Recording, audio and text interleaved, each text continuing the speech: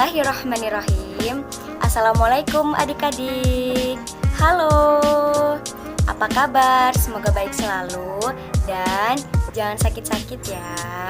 Berjumpa lagi nih dengan kakak. Pada hari ini kita akan belajar kelas 3, tema 3. Sebelum kita lanjut ke pembelajarannya, ada baiknya kita menundukkan kepala, berdoa agar pembelajaran pada hari ini berjalan dengan lancar dan kita semua diberikan kemudahan ya. Berdoa, mulai.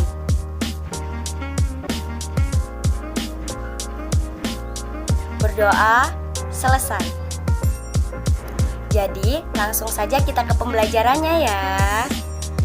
Jadi, pada hari ini kita akan belajar wujud benda dan sifatnya.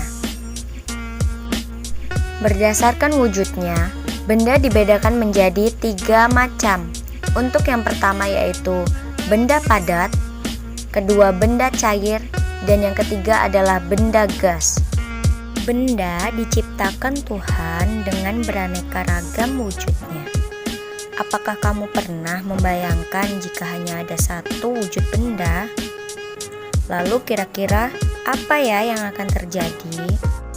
Coba kalau kalian bayangkan wujud makanan itu hanya ada satu jenis. Pakaian, rumah, tanaman, hewan, dan yang lainnya juga hanya ada satu jenis. Kira-kira apa yang akan terjadi ya? Setiap benda memiliki sifat dan fungsinya masing-masing.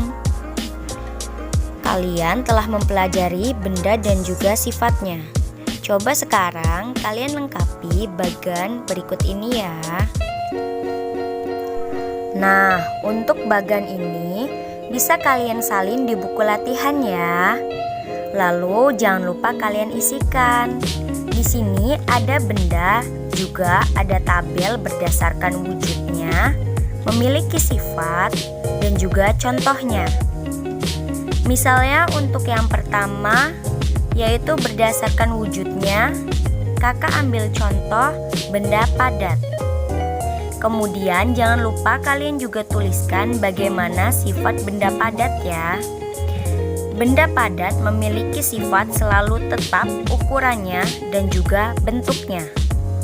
Untuk contohnya ada pensil, buku, piring, dan lain sebagainya. Untuk yang kedua, kalian juga bisa tuliskan yaitu benda cair. Untuk sifatnya, benda cair memiliki sifat berubah bentuknya sesuai dengan wadahnya. Dan sebagai contohnya, kalian bisa tulis air minum, minyak goreng, sirup, kecap, dan lain sebagainya. Dan untuk yang ketiga, kalian bisa tuliskan benda gas. Untuk sifat dari benda gas yaitu menempati ruang dan biasanya tidak terlihat ya adik-adik. Namun bisa dirasakan manfaatnya. Contoh dari benda gas adalah udara yang kita hirup setiap hari. Nah, jadi itulah macam-macam benda berdasarkan wujudnya, kemudian sifat-sifatnya, dan juga contoh-contohnya. Kalian bisa gambarkan bagan dengan tulisan yang rapi dan hiasan sekreatif kalian ya. Berikutnya, coba lakukan secara berkelompok. Pilihlah satu tempat untuk melakukan pengamatan. Kalian bisa lakukan di halaman rumah kalian masing-masing ya. Coba kalian perhatikan benda-benda yang ada di tempat tersebut. Lalu catatlah benda-benda yang ditemukan pada tabel berikut ini.